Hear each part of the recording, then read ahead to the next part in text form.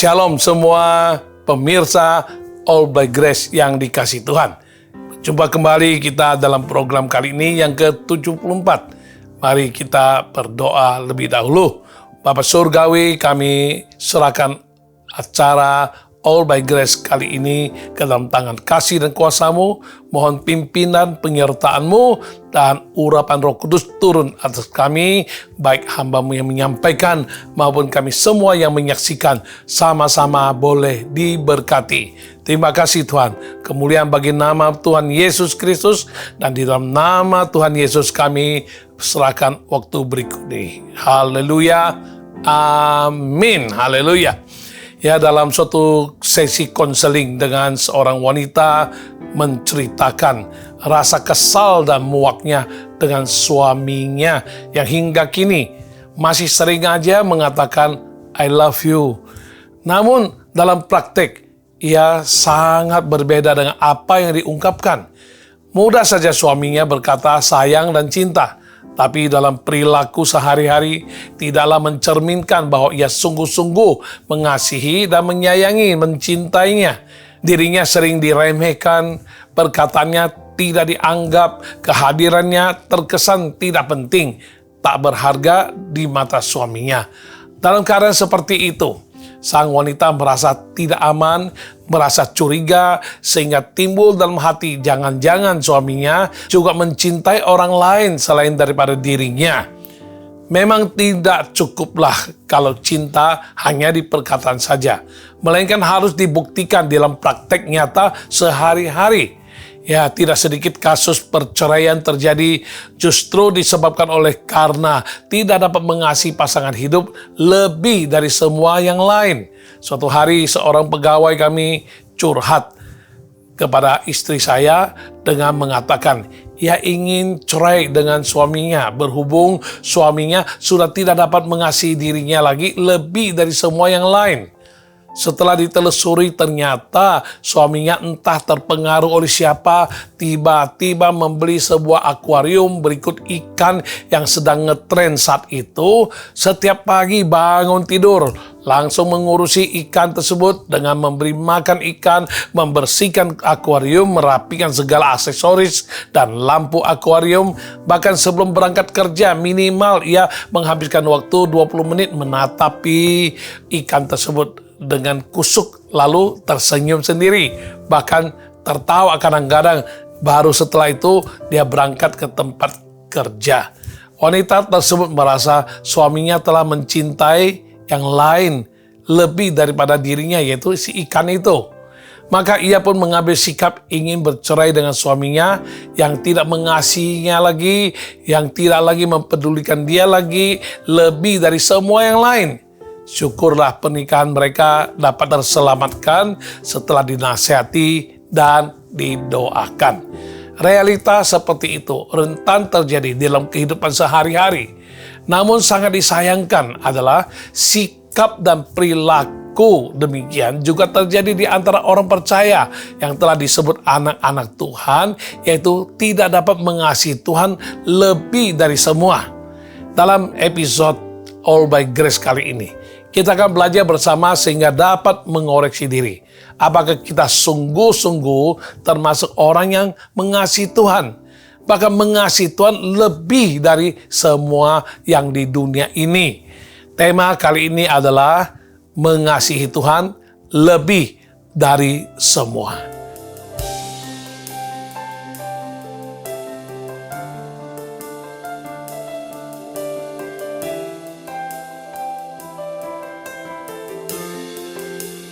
Lebih dari semua,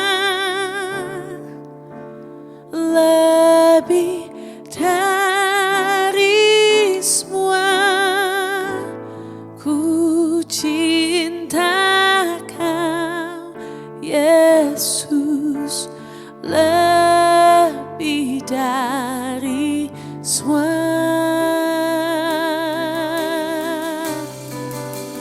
Lebih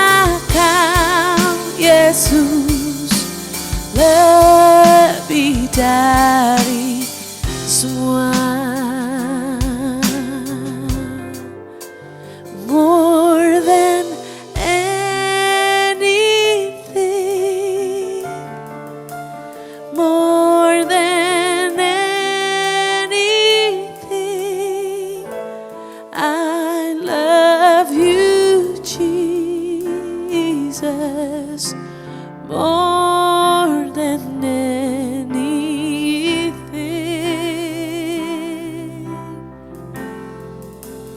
more than life itself,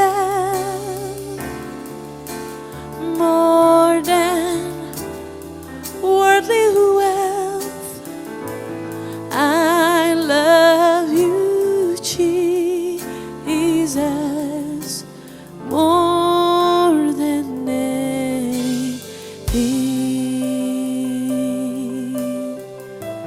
Ku cinta Kau, Yesus, lebih dari semua.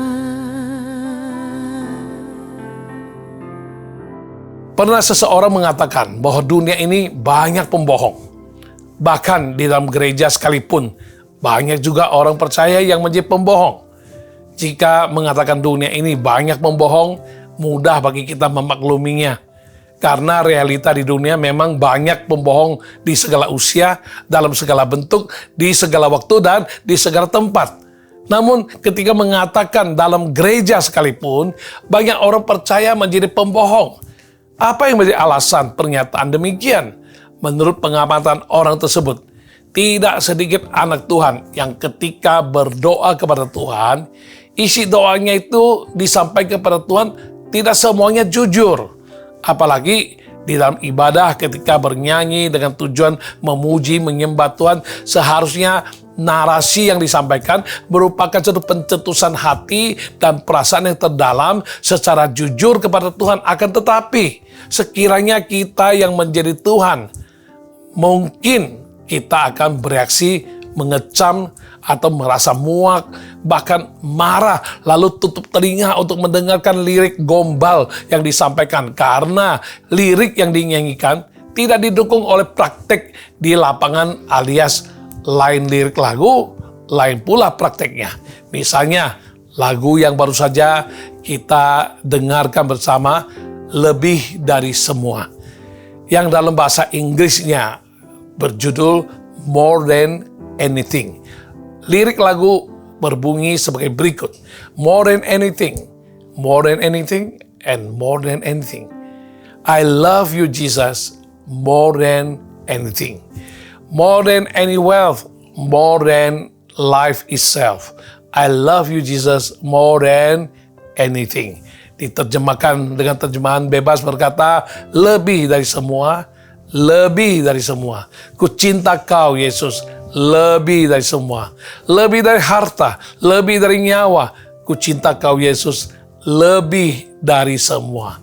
Ya, nyanyinya mudah, liriknya indah. Jika dituntut untuk jujur, ada berapakah orang percaya yang sungguh-sungguh dapat menyanyikan lirik lagu yang juga dipraktekkan di dalam tindakan secara integritas? Sungguhkah mengasihi Yesus lebih dari semua? Lebih dari harta, lebih dari nyawa? Ya, buktinya ada orang tertentu ya sekali datang ke gereja dengar khotbah pendeta, sekali bahas mengenai ekonomi secara alkitabiah, langsung dia tutup telinga. Sekali pendeta quote ada ayat Maleakhi pasal 3 ayat 10, langsung dia ke WC dulu. Karena bagi dia, ini kalau ngomong soal uang di gereja, soal harta, soal duit, ya di mana-mana semuanya ujung-ujungnya duit. Ya di gereja juga ujung-ujungnya duit. Ya dia tidak mau dengar. Jadi apa yang dikatakan? Lebih dari harta, lebih dari nyawa. Waduh, suruh berkorban dikit aja susah. Boro-boro, ya lebih dari nyawa. Mau cinta Tuhan lebih daripada nyawa. Sungguh memang mudah menyanyikan suatu lagu yang telah ada liriknya. Dan kita pun latah saja menyanyikan walaupun di dalam kenyataan belum tentu kita dapat melakukannya. Apa yang kita ekspresikan melalui lirik lagu tersebut. Itulah yang dimaksud oleh orang tersebut. Istilah pembohong. Tidak tanggung-tanggung. Tuhan pun kita bohongi. Apa boleh demikian? Memang banyak contoh lain yang mudah saja untuk dikemukakan. Namun mengingat waktu tidak memungkinkan untuk kita kemukakan satu persatu. Lantas bagaimana harus kita bersikap? Bolehkah kita terus dengan tidak jujur ketika memuji dan menyembah Tuhan? Atau merasa bersalah karena mulut bernyanyi mengasihi Tuhan lebih dari semua, tetapi dalam praktik selalu mengasihi yang lain lebih daripada mengasihi Tuhan? Sulit, memang sulit.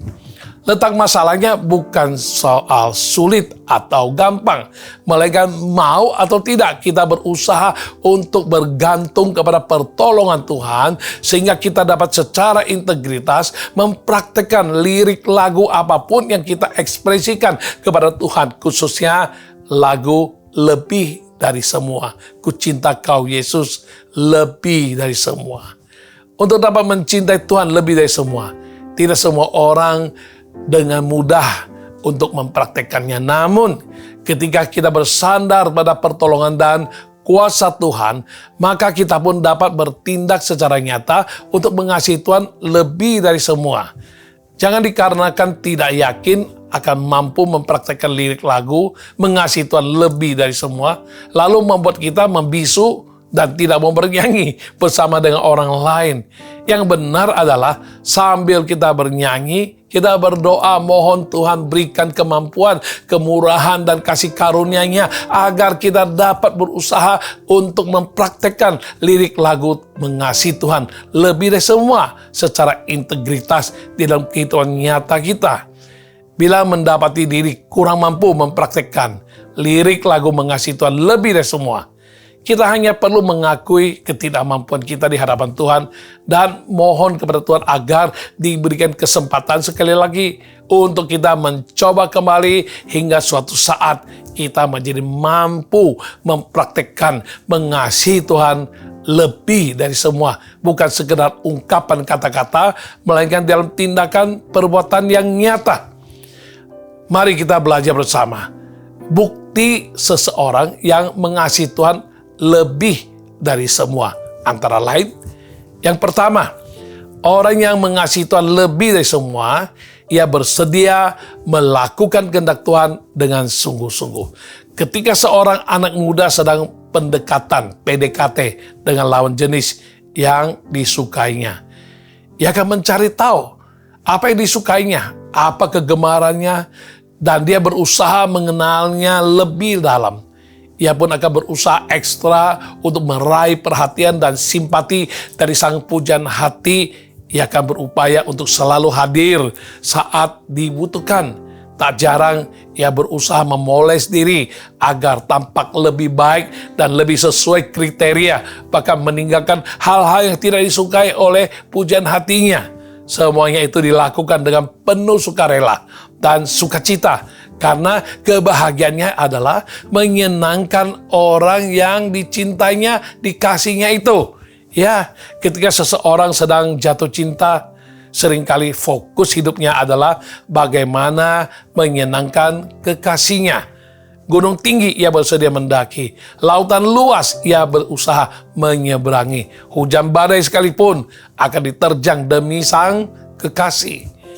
Bila kita rela melakukan itu semua demi mendapatkan cinta kasih manusia yang notabene-nya terbatas, bisa berubah dan bisa berakhir, tidakkah seharusnya kita melakukan terlebih lagi terhadap Tuhan yang telah mengasihi kita terlebih dahulu dan telah melimpahkan kasih-Nya yang begitu besar kepada kita. Yohanes 14 ayat 21 berkata, barang siapa memegang perintahku dan melakukannya, dialah yang mengasihi aku. Dan barang siapa mengasihi aku, ia akan dikasihi oleh Bapakku, dan aku pun akan mengasihi dia dan akan menyatakan diriku kepadanya. Bukti mengasihi Tuhan adalah mau memegang setiap perintah dan kehendak-Nya serta melakukannya dengan setia. Bukan karena terpaksa, dipaksa, ataupun memaksakan diri, namun karena ada kerinduan untuk hidup menyenangkan Tuhan. Bila demikian, setiap perintah Tuhan tidak akan menjadi beban, tidak akan terasa sukar, karena segala sesuatunya kita lakukan dengan penuh sukacita, dengan sukarela, karena ada cinta kasih kepada Tuhan yang begitu mengasihi kita. Ketika melakukan perintah Tuhan, fokus kita Jangan lagi kepada diri sendiri. Misalnya, supaya diberkati, supaya masa depan terjamin, supaya dijauhkan dari kutukan, supaya ini, supaya itu, dan sebagainya. Memang Tuhan selalu memberikan yang baik dan benar. Akan tetapi ketika melakukan perintah Tuhan dengan berfokus untuk memperoleh sesuatu dari Tuhan, berarti kita sedang bertransaksi dengan Tuhan. Kita tidak sungguh-sungguh mengasihi Tuhan lebih dari semua. Malah sebaliknya akan menunjukkan kita melakukan perintah Tuhan untuk diri sendiri.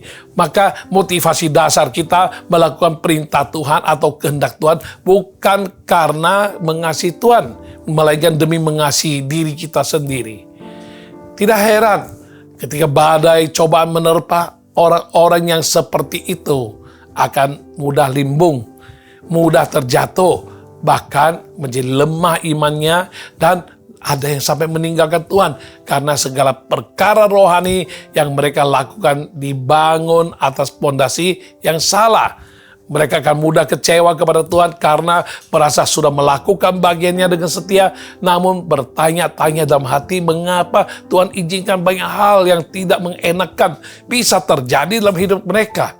Ya, bila mereka sungguh-sungguh mengasihi Tuhan dengan sepenuh hati, mereka akan dimampukan untuk dapat beriman dan percaya teguh terlepas dari apapun situasi dan kondisi yang dihadapi. Tetapi bagi mereka yang lebih mengasihi diri, mereka tidak akan sanggup melihat bahwa segala sesuatu yang Tuhan izinkan akan mendatangkan kebaikan bagi hidup mereka. Kita harus koreksi diri. Jangan sampai fokus hidup kita bukan kepada Tuhan atau di luar Tuhan, melainkan kepada diri sendiri. Walaupun kita kelihatan telah melakukan perintah Tuhan, kehendak Tuhan, kejar hal-hal rohani, telah mengasihi Tuhan, namun pada hakikatnya hati kita tidak melekat kepada Tuhan.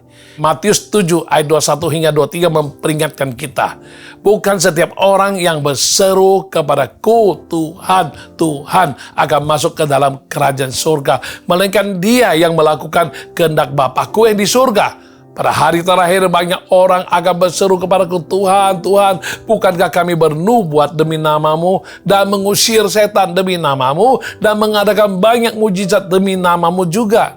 Pada waktu itulah aku akan berterus terang kepada mereka dan berkata, aku tidak pernah mengenal kamu, enyahlah daripadaku kamu sekalian pembuat kejahatan. Ya, jelas tertulis, ada orang yang tampaknya rohani, dengan berseru kepada Tuhan, bahkan terkesan luar biasa karena bisa dipakai Tuhan secara dahsyat dengan bernubuat, mengusir setan, mengadakan banyak mujizat demi nama Tuhan. Secara kasat mata, seolah-olah mereka telah melakukan perintah Tuhan. Dan termasuk orang-orang yang mengasihi Tuhan lebih dari semua. Namun sangat disayangkan, kebenarannya tidaklah demikian. Karena dalam Matius pasal 7 ayat 23 menegaskan bahwa Tuhan tidak mengenal mereka. Bahkan mereka disebut pembuat kejahatan. Padahal jika mereka mengasihi Tuhan lalu melakukan perintah Tuhan, seharusnya menurut 1 Korintus pasal 8 ayat yang ketiga, Tuhan mengenal mereka. Ya, 1 Korintus pasal 8 ayat 3, tetapi orang yang mengasihi Allah, ia dikenal oleh Allah. Oleh karena itu, dapat disimpulkan bahwa mungkin saja seseorang tampaknya rohani, tampaknya sudah melakukan kehendak dan perintah Tuhan. Namun, jika motivasi hatinya salah, yaitu bukan demi mengasihi Tuhan lebih dari semua, melainkan hal-hal lain, maka apa saja yang mereka lakukan itu tidak berkenan kepada Tuhan. Tidak heran Tuhan tidak mengenal mereka. Bisa jadi mereka merasa sudah melakukan kehendak Tuhan dan perintah Tuhan, tetapi mereka pilah-pilah dan pilih-pilih dalam melakukan perintah Tuhan. Mereka hanya mau melakukan perintah Tuhan yang dirasa mudah, yang bisa menguntungkan, ya, atau kalau tidak ada tantangan dan lain sebagainya.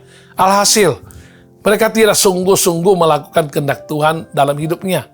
Yang mereka lakukan sebenarnya hanyalah kehendak mereka sendiri yang dikemas atau dibungkus seolah-olah sudah melakukan yang benar, sudah melakukan kehendak Tuhan. Maka dari itu, berhati-hatilah senantiasa, koreksi diri, dan berjaga-jaga agar kita tidak terjatuh dalam hal-hal seperti di atas.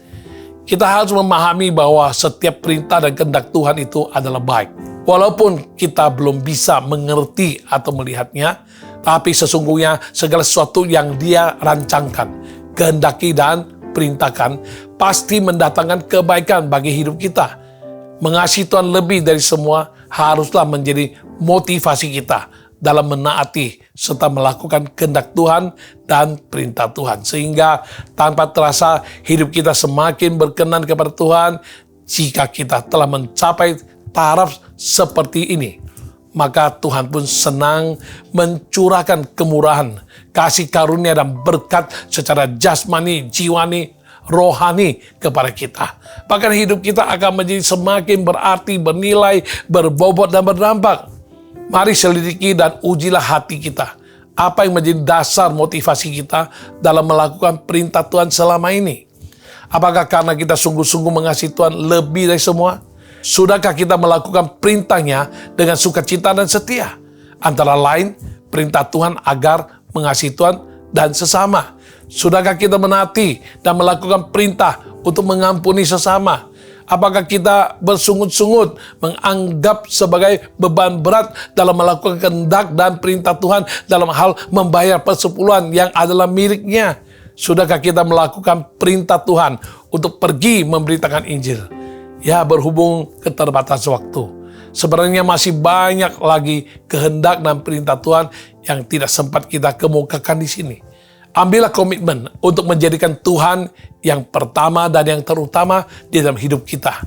Taatilah dengan setia setiap kehendak dan perintahnya, maka kita pun akan melihat bagaimana Tuhan yang tidak pernah gagal akan memelihara, akan melindungi, memberkati kita, dan menggenapi semua janji-janjinya yang luar biasa bagi kehidupan kita.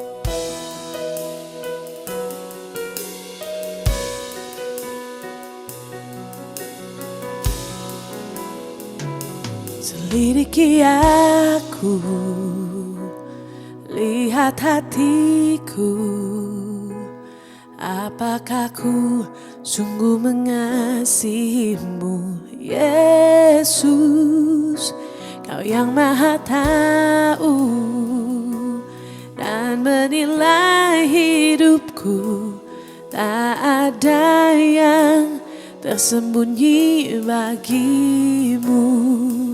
Selidiki aku, lihat hatiku, apakah ku sungguh mengasihimu, Yesus, Kau yang Maha Tahu dan menilai hidupku, tak ada yang tersembunyi bagimu.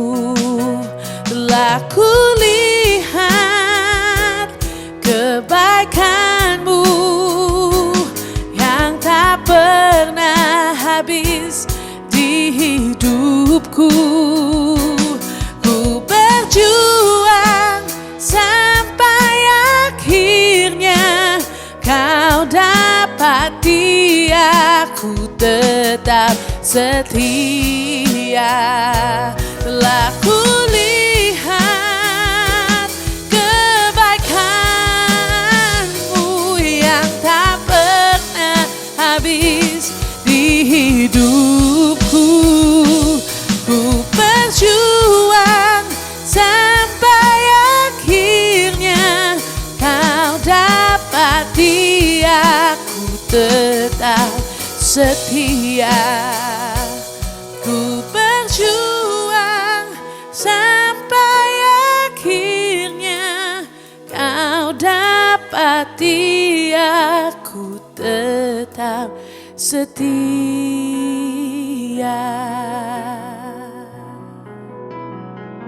Bukti yang kedua, orang yang mengasihi Tuhan lebih dari semua adalah bersedia berkorban dan bayar harga lebih. Ya, seberapa besar kasih kita akan menentukan seberapa besar pengorbanan yang rela kita berikan kepada pribadi yang kita kasihi. Sebagai seorang ibu yang sangat mengasihi anak yang dikandungnya, ia rela berkorban selama 9 bulan untuk mengandung, membesarkan janin dalam rahimnya. Walau kenyamanan harus terganggu, makan harus lebih dijaga dan dipantau, serta tidak boleh asal makan saja. Kesehatan bisa saja sering terganggu, aktivitas menjadi terbatas dan terasa lebih berat. Namun semuanya itu tetap ditanggung dan dijalaninya dengan penuh kerelaan dan rasa syukur, seraya menanti buah hati yang dikasihi dapat bertumbuh dan dilahirkan dengan sehat dan lancar pada saatnya.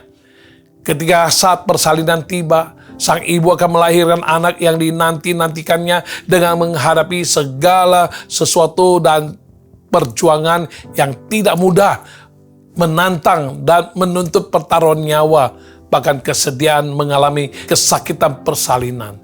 Sang ibu rela berkorban segala sesuatu demi melahirkan dan menyambut anaknya yang akan dilahirkan itu, karena sang ibu memiliki cinta yang begitu besar kepada anaknya. Apalagi ketika merenungkan kasih Tuhan kepada manusia. Sulit dipahami, namun itulah yang telah Tuhan nyatakan. Itu karena kasih-Nya yang begitu besar kepada manusia, Tuhan rela berkorban dengan mengaruniakan putra tunggalnya, Yesus Kristus, untuk menjadi penebus dosa, agar manusia yang berdosa dapat diselamatkan melalui Yesus. Yesus harus berkorban dengan meninggalkan kemuliaannya di surga, mengambil rupa seorang hamba, bahkan merendahkan dirinya dan bahkan sampai mati di kayu salib. Pengorbanan yang begitu besar, begitu mulia telah Yesus lakukan karena kasih-Nya yang begitu besar juga kepada manusia. Yohanes pasal 3:16, karena begitu besar kasih Allah akan dunia ini, sehingga Ia telah mengaruniakan anaknya yang tunggal, supaya setiap orang yang percaya kepadanya tidak binasa, melainkan beroleh hidup yang kekal. Kasih Tuhan kepada manusia adalah kasih yang mengampuni, kasih yang berkorban, kasih yang memberi, kasih yang menerima apa adanya, kasih yang tak terbatas, kasih yang sempurna, dan mengingkapi kasih Tuhan yang begitu besar atas hidup kita. Seharusnya lah kita pun berkomitmen untuk tidak lagi hidup hanya bagi diri sendiri, melainkan hidup bagi Tuhan yang telah menebus, menyelamatkan, dan mengangkat kita menjadi anak-anak-Nya. 1 Yohanes pasal 3:16 dan 18 berkata, demikianlah kita ketahui kasih Kristus, yaitu bahwa Ia telah menyerahkan nyawanya untuk kita. Jadi kita pun wajib menyerahkan nyawa kita untuk saudara-saudara kita. Anak-anakku, marilah kita mengasihi bukan dengan perkataan atau dengan lidah, tapi dengan perbuatan dan dalam kebenaran. Kita sudah menerima kasih yang begitu besar dari Tuhan, maka seharusnya lah kita juga mengasihi Tuhan dan sesama manusia dengan dinyatakan melalui kerelaan berkorban, membayar harga lebih bagi Tuhan dan sesama manusia, dengan tujuan agar melalui hidup kita, mereka pun dapat mengalami kasih Tuhan. Kasih bukan sekedar perkataan, melainkan harus dibuktikan di dalam perbuatan dan sesuai dengan kebenaran firman Tuhan, sehingga hidup kita dapat mempermuliakan nama Tuhan. Adalah baik jika kita mengintrospeksi diri. Sudahkah kita menyatakan kasih kepada Tuhan? Adakah kita pernah berkorban lebih demi Injil dikabarkan? Relakah kita berkorban lebih lagi dan membayar harga lebih lagi dalam memancarkan kasih Tuhan kepada sesama, agar mereka dapat juga mengalami kasih Tuhan, pengampunan dosa, dan hidup mereka diselamatkan? Demi mengabdikan diri untuk melayani Tuhan, relakah kita berkorban dan membayar harga lebih dengan menyangkal diri dan pikul salib demi memuliakan nama Tuhan? Sebagai bukti mengasihi Tuhan lebih dari semua, sudahkah kita berkorban dan membayar harga lebih dalam hal bersekutu dengan Tuhan melalui doa, memuji dan menyembah dalam roh dan kebenaran, serta membaca tekuni firman Tuhan setiap hari? Jika kita sungguh mengasihi Tuhan lebih dari semua, bersediakah kita berkorban dan membayar harga lebih dalam memperhatikan jiwa-jiwa, mendoakan mereka dengan setia dalam kehidupan sehari-hari? Sudahkah kita memakai waktu dan kesempatan hidup dengan cermat untuk melakukan kehendak Tuhan dan menaati perintah Tuhan dengan tampil beda dalam mengikapi televisi, sosial media, handphone, internet, dan berinteraksi dengan sesama manusia? Ya, harus disadari bahwa hidup ini penuh dengan tawaran dan pilihan. Ketika memilih untuk ibadah ke gereja, harus ada waktu yang dikorbankan, ada harga yang harus dibayar agar bisa sampai ke gereja mengikuti ibadah. Terhadap semua pengorbanan dan harga yang dibayarkan, seharusnya tidak akan menjadi beban atau masalah jika kita sungguh-sungguh mengasihi Tuhan lebih dari semua. Ingatlah, bila kita mengasihi Tuhan lebih dari semua, sesungguhnya pengorbanan sebesar apapun akan terasa ringan dan memang sepatutnya. Namun, bila kita mengasihi dengan setengah hati, ketika didorong untuk berkorban dan bayar harga lebih, kita cenderung akan berhitungan. Bahkan ketika melakukannya pun mungkin sambil bersungut-sungut karena bukan didorong oleh kasih yang sepenuh hati. Sadarilah bahwa kita tidak akan ada sampai hari ini jika bukan karena pengorbanan Tuhan yang begitu agung, begitu mulia sebagai wujud kasih-Nya atas kita. Maka dari itu, hargailah kasih-Nya yang tercurah atas kita dengan berkomitmen untuk hidup bagi Tuhan. Kasihilah Tuhan lebih dari apapun juga, maka fokus hidup kita pun akan berubah sehingga seluruh hidup kita dapat menjadi persembahan yang hidup yang berkenan kepadanya. Ku mau cinta Yesus selamanya. Ku mau cinta Yesus selamanya. Meskipun badai silih berganti dalam hidupku, ku tetap cinta Yesus selamanya. Ku mau cinta Yesus selamanya. Ku mau cinta Yesus selamanya. Meskipun badai silih berganti di dalam hidupku, ku tetap cinta Yesus selamanya. Ya Aba, Bapa, ini aku anakmu, layakkanlah seluruh hidupku. Ya Aba, Bapa, ini aku anakmu, pakailah sesuai dengan rencanamu. Ku mau cinta Yesus selamanya. Ku mau cinta Yesus selamanya. Meskipun badai silih berganti dalam hidupku, ku tetap cinta Yesus selamanya. Ya Aba, Bapa, ini aku anakmu, layakkanlah seluruh hidupku.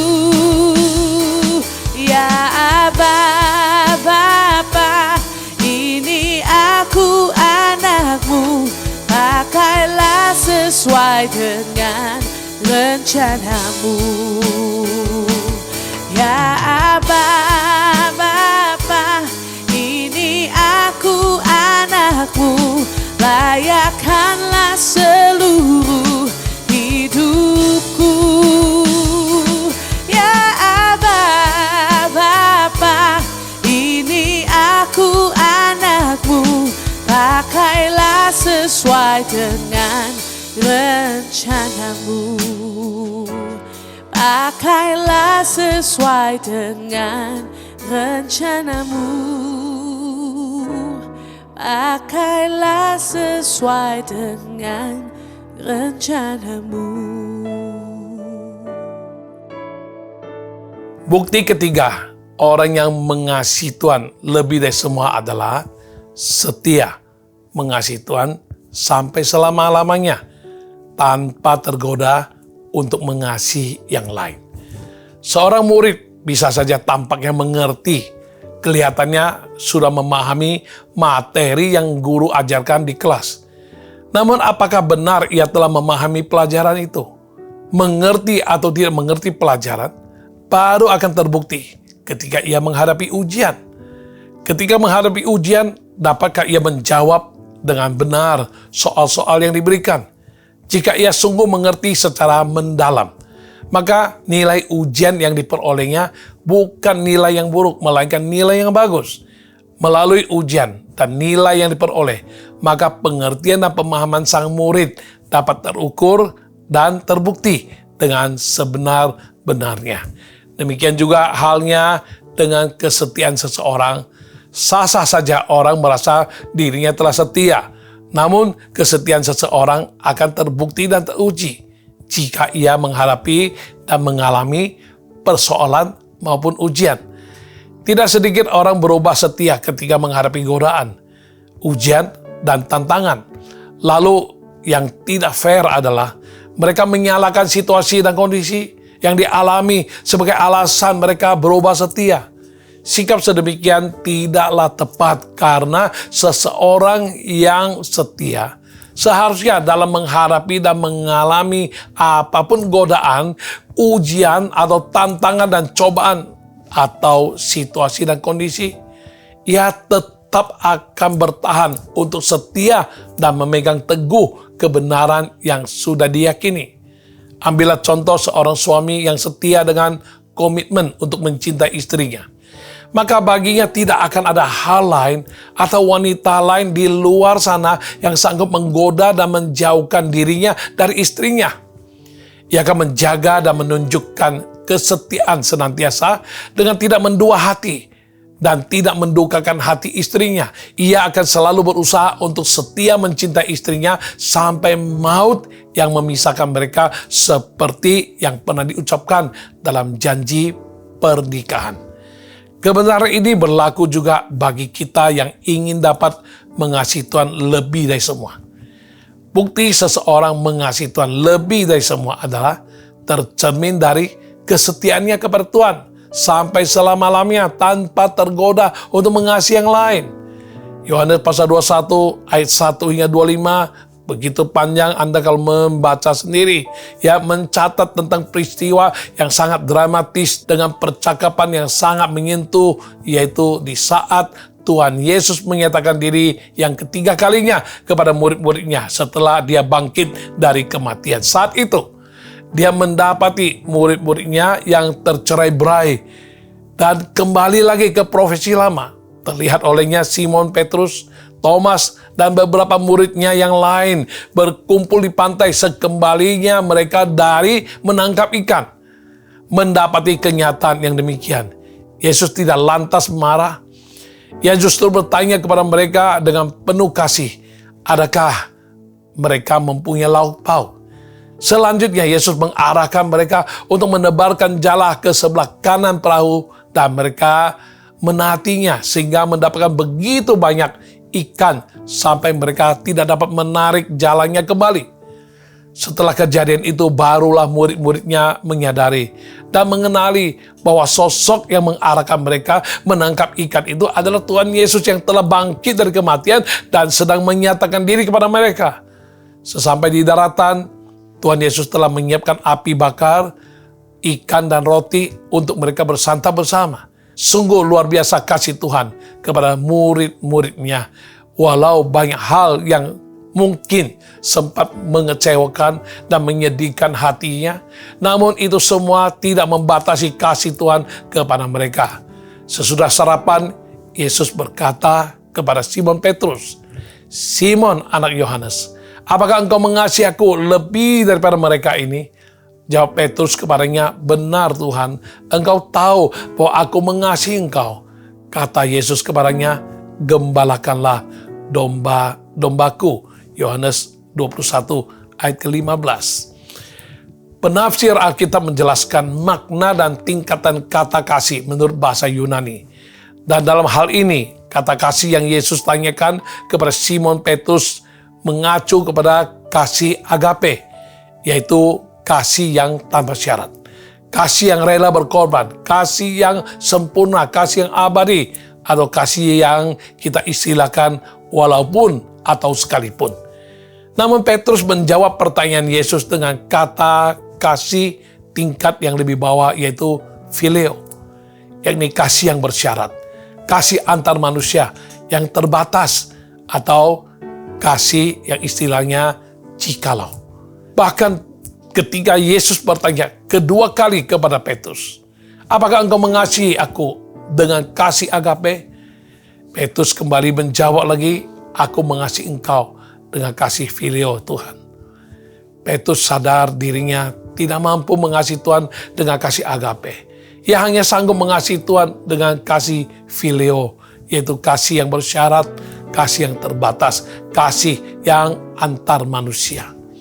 Ketika Yesus bertanya lagi untuk ketiga kalinya, "Simon anak Yohanes, apakah engkau mengasihi aku hanya dengan kasih phileo?"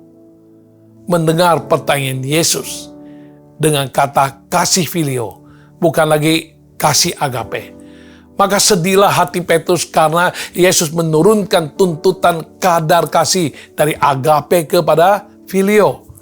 Sikap Yesus sedemikian menunjukkan dia mengerti, dia memaklumi dan menerima Petrus apa adanya, karena memang Petrus hanya sanggup mengasihinya dengan kasih phileo.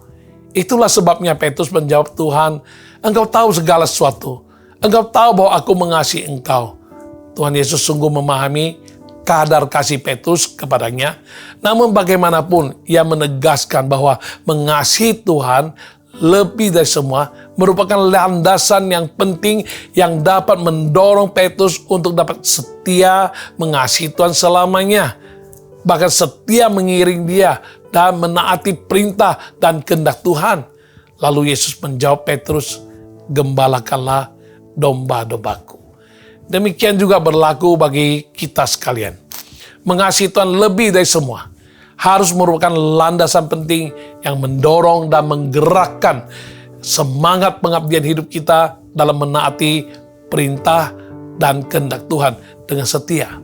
Harus diingat, di atas bahu kita terdapat perintah dan kehendak Tuhan Yesus, yaitu menggembalakan domba-domba. Perintah ini hanya dapat berhasil kita emban dan amalkan bila kasih kepada Tuhan lebih dari semua menjadi dasar motivasi yang tak kunjung padam. Dengan dorongan kasih kepada Tuhan lebih dari semua, kita dimampukan untuk setia selama-lamanya tanpa tergoda untuk mengasihi yang lain kecuali yang dikasihi Tuhan, yaitu domba-domba dan jiwa-jiwa. Sebagaimana Tuhan memampukan Petrus untuk setia mengemban tugas menggembalakan domba-domba melalui peranannya sebagai rasul, pendiri, atau pemimpin gereja mula-mula, hingga mati sebagai martir ya demi Injil. Tuhan juga sanggup memampukan Anda dan saya untuk mengasihi Dia lebih dari semua sehingga dapat setia menaati perintah dan kehendak-Nya. Bukti kita mengasihi Tuhan lebih dari semua adalah kesetiaan kita dalam menaati perintah dan kehendak-Nya di dalam menjalani kehidupan dan pelayanan pekerjaan Tuhan. Tanpa kasih kepada Tuhan melebihi semua, segala yang kita kerjakan dapat makin lama makin berubah semangatnya. Makin lama makin pudar, makin lama makin kacau fokusnya. Apalagi di ladang pelayanan yang tak terlihat pertumbuhan seperti yang diharapkan. Bisa terasa semuanya sia-sia saja. Padahal cara pandang dan penilaian Tuhan terhadap prestasi sangatlah berbeda dengan cara pandang dan penilaian manusia. Ada saja orang yang sukses di mata manusia, tampak sangat berhasil dan berdampak. Namun, ia adalah seorang yang gagal di mata Tuhan. Sebaliknya, ada pula hamba Tuhan yang semasa hidupnya tampaknya minim prestasi, tak banyak kemajuan yang dialami dalam pelayanannya. Namun ternyata di akhir hidup, begitu banyak orang bersaksi bagaimana hidup mereka sangat diberkati oleh pelayanan hamba Tuhan tersebut. Dan nama Tuhan pun dipermuliakan. Ya, kalau sungguh-sungguh mengasihi Tuhan, mata harus tertuju kepada Tuhan saja, bukan kepada yang lain. Fokusnya hanya kepada Tuhan saja, bukan kepada yang lain. Sehingga kita akan dimampukan untuk setia mengasihi Tuhan sampai selama-lamanya tanpa tergoda untuk mengasihi yang lain. Kasih dan setia saling kait-mengait dan merupakan satu kesatuan yang tak terpisahkan. Bila seseorang mengasihi, ia pasti akan setia kepada yang dikasihi. Ketika tidak setia lagi, pertanda ia tidak mengasihi lagi yang sebelumnya ia kasihi itu. Oleh karena itu, Tuhan memandang sangat penting mengasihi Dia lebih dari semua. Jika seseorang dapat mengasihi Tuhan lebih dari semua, maka orang tersebut akan setia selamanya kepada Tuhan dengan tercermin melalui ketaatannya dalam melakukan perintah dan kehendak Tuhan tanpa tergoda oleh apapun sehingga mengasihi yang lain. Dalam kenyataan, ada orang yang tampaknya mengasihi Tuhan dan melayani Tuhan dengan luar biasa, namun tak lama kemudian terdengar kabar bahwa orang itu telah undur dari pelayanan hingga keluar dari gereja sekalipun. Mereka tidak mau lagi mengikuti pimpinan Tuhan untuk tertanam di dalam gereja di mana Tuhan tempatkan baginya, karena merasa sudah beda level. Adanya gesekan atau friksi dengan sesama jemaat atau dengan pemimpin rohani dan lain sebagainya. Mereka merasa berhak menentukan sendiri mau ibadah di mana, mau tertanam di gereja mana, mau terlibat pelayanan model apa, sesukanya saja. Sikap hidup sedemikian perlu segera dipertimbangkan serius. Apakah dengan tindakan itu kita berkenan kepada Tuhan atau tidak? Padahal Tuhanlah pemegang otoritas hidup kita atas setiap umat yang percaya padanya, bukan kita sendiri. Tuhan tahu tempat mana yang terbaik untuk kita agar dapat bertumbuh. Pelayanan apa yang terbaik untuk dapat dipercayakan pada kita dan lain sebagainya. Yang benar adalah kita harus tetap setia menaati perintah dan kehendak-Nya. Jika Tuhan berkehendak dan memimpin kita untuk tertanam di dalam gereja di mana sekalipun ada tantangan dan rintangan, bisa jadi segala sesuatu Tuhan izinkan terjadi untuk menguji kesetiaan dan kasih kita kepadanya. Mungkin juga Tuhan memproses dan membentuk karakter kita untuk lebih lagi serupa dengan Kristus sehingga Dia tempatkan kita di gereja mana yang dikehendakinya. Bukti bahwa kita sungguh-sungguh mengasihi Tuhan lebih dari apapun adalah bila kita setia menaati perintah dan kehendak Tuhan lebih dari kesenangan diri sendiri. Baiklah, kita telisik hati kita masing-masing. Jangan sampai kita tidak mengasihi Tuhan dengan sepenuh hati sehingga tidak sanggup lagi mempertahankan kesetiaan kita kepada Tuhan hanya dikarenakan tertarik kepada hal-hal lain yang kita anggap lebih penting daripada menjaga kesetiaan kita kepada Tuhan. Berhati-hatilah, harus senantiasa berusaha dan berjaga-jaga untuk tetap bersetia sampai selama-lamanya tanpa tergoda untuk mencintai dan mengasihi yang lebih daripada Tuhan. Kiranya kita akan terus dibentuk Tuhan sedemikian rupa sehingga kita boleh menjadi bejana yang berkenan kepada Tuhan dan boleh dipakai Tuhan di dalam rumahnya.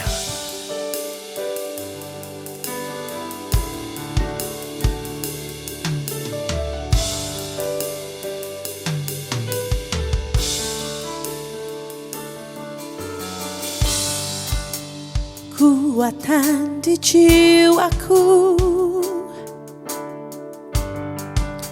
ketenangan di batinku, ada dalam hadirat-Mu, ku menyembah-Mu.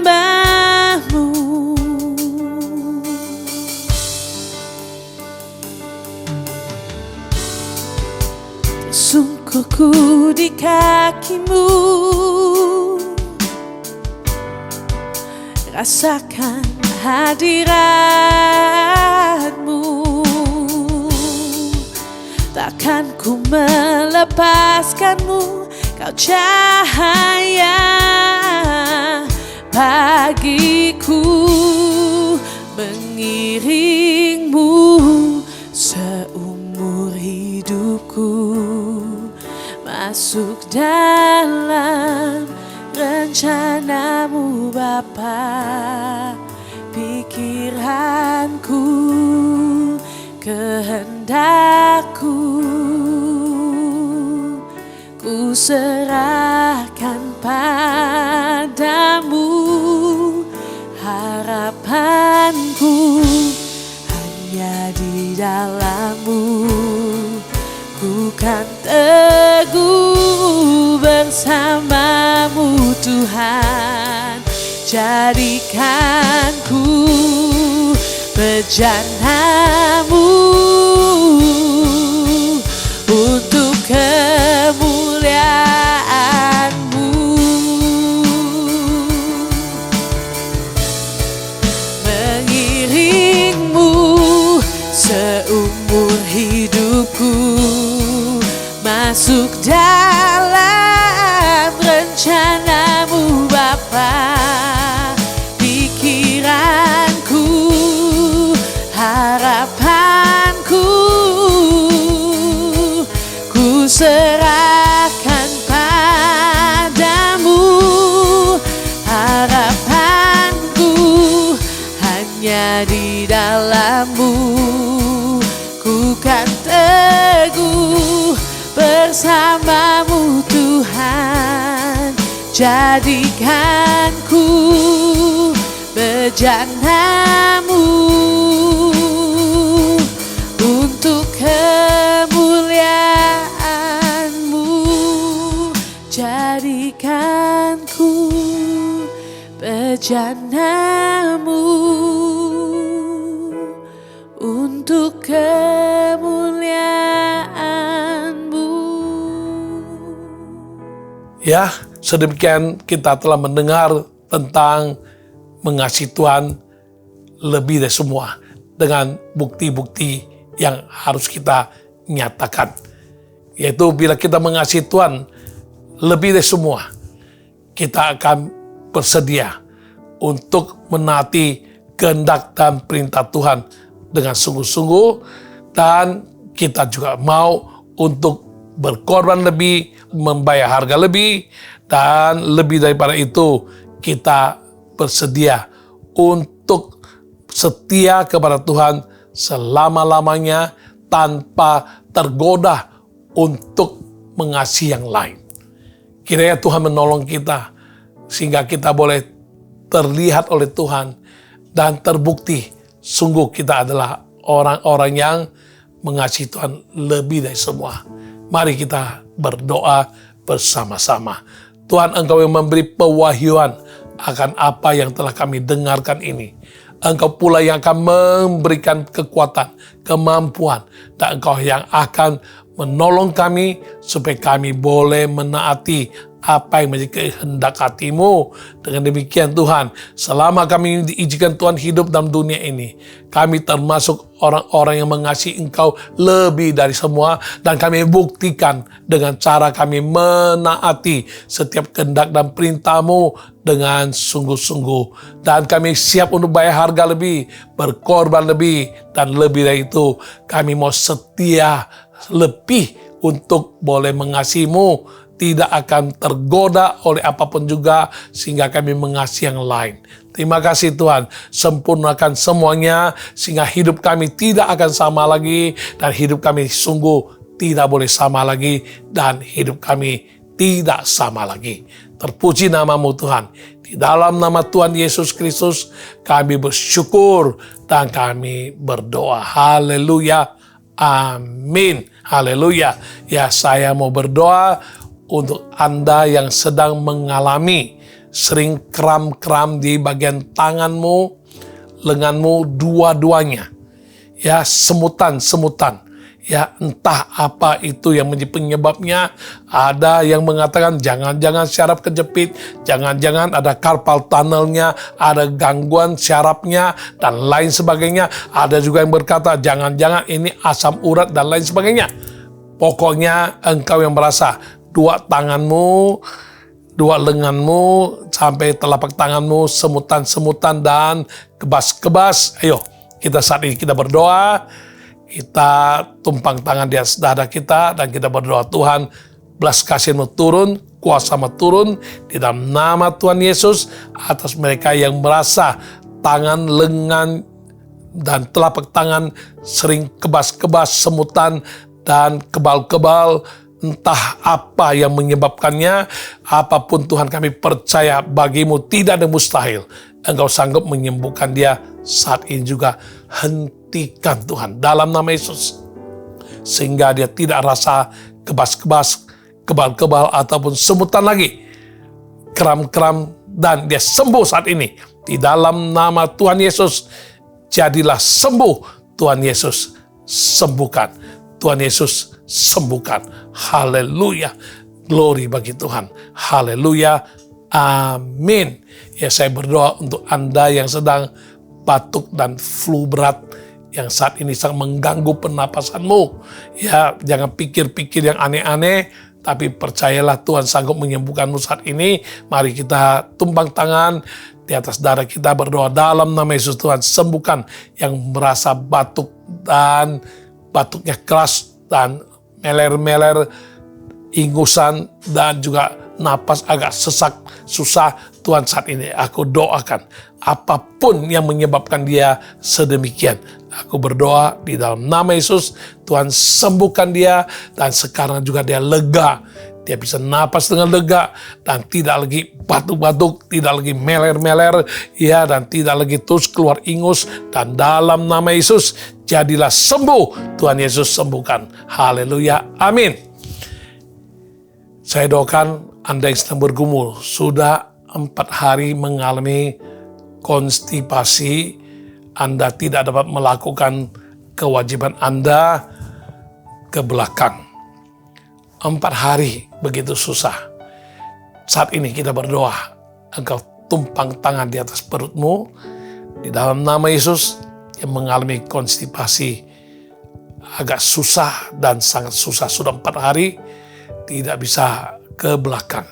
Di dalam nama Yesus, Tuhan lancarkan saat ini juga, sembuhkan dia, dan dia bisa melakukan dengan baik untuk ke belakang, dan dia bisa lega dan tidak konstipasi lagi. Dalam nama Tuhan Yesus kami terima berkat-Mu, kesembuhan Tuhan beri, kelancaran. Dalam nama Yesus Tuhan jawab doa ini. Haleluya. Amin. Haleluya. Anda yang diabetes, Anda mulai khawatir, takut nanti terganggu penglihatanmu dan lain sebagainya, bahkan takut sampai orang wanti-wanti, jangan sampai cuci darah dan ginjal rusak dan lain sebagainya. Mari kita berdoa, percaya dengan iman, tumpang tangan di dadamu, dan kita berdoa dalam nama Yesus untuk mereka yang mengalami diabetes dan sedang terancam khawatir, jangan-jangan bisa gangguan sampai ginjal rusak atau mata penglihatan menjadi buram atau dan lain sebagainya, bahkan harus mengalami cuci darah dan lain sebagainya. Tuhan, biar semua rasa takut ini Engkau cabut dan berikan dia ketenangan dan iman yang teguh, percaya bagi-Mu tidak mustahil. Yang percaya dia akan melihat kemuliaan Tuhan dinyatakan. Tuhan netrali, Tuhan kembali normalkan gula darahnya, diabetesnya segera sembuh di dalam nama Yesus Kristus. Level gulanya kembali normal dalam nama Yesus. Jadilah sembuh. Tuhan Yesus sembuhkan. Tuhan Yesus sembuhkan. Sembuh, sembuh, dan sembuh. Haleluya. Amin.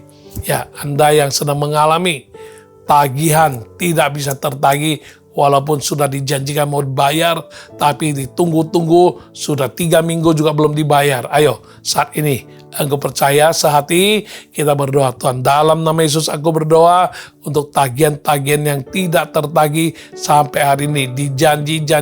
Janji kosong belum terima juga. Saat ini kami berdoa, Tuhan mari Engkau jamah orang tersebut, gerakkan dia hutang dia harus bayar, dan dengan segera kami lihat kemuliaan-Mu dinyatakan. Anak-Mu yang percaya kepadamu akan melihat kemuliaan-Mu dinyatakan, kuasa-Mu dinyatakan. Orang yang berhutang kepadanya segera bayar dalam nama Yesus.